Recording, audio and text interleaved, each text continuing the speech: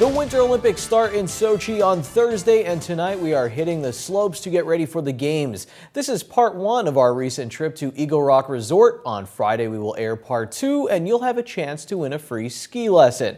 Now, without further ado, the opening ceremonies of our winter sports feature.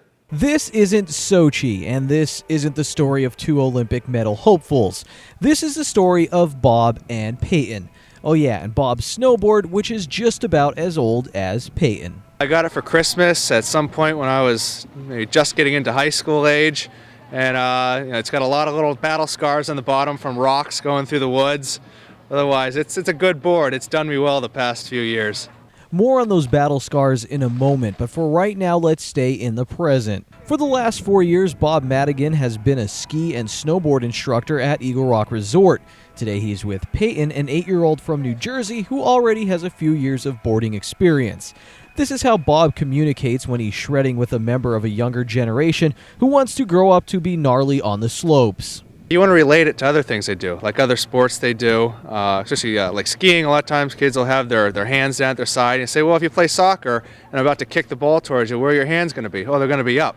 Well, same thing on skis. You want to get those hands up and get your balance back.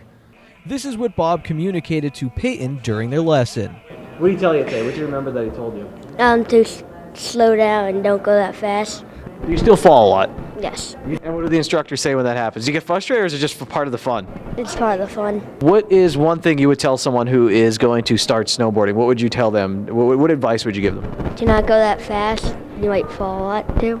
Here's another snowboarding term for you, yard sale. It refers to when a skier or snowboarder wipes out and leaves some of their gear behind on the hill. I don't know how many yard sales or wipeouts Bob had growing up, but he started snowboarding when he was just about Peyton's age. When I was maybe around 10 or 12, I started snowboarding in the woods near my house with friends. So every time it snowed, my friends and I would all go outside, build jumps, stuff like that. And then I started going for lessons at some of the resorts around here. And now I've been snowboarding ever since, about 10 years now. So you kind of got lessons at the School of Hard Knocks, just out in the backyard, no real teachers at first. Yeah. What was that like? How did you learn that way? What were some of the first lessons you learned the hard way? Well, you learn how to turn when there's trees coming at you, and you learn a lot of little fun stuff slowly. But once you get lessons, I started getting a lot better, but that wasn't until I was maybe 13. So here's just some of the passion and some of the terms you will need to be successful at snowboarding. On Friday, we'll take it a step further and we'll even discuss skiing. Who knows? Follow these steps and maybe we'll be reporting on you and your quest for gold at the Winter Games in 2018 in South Korea.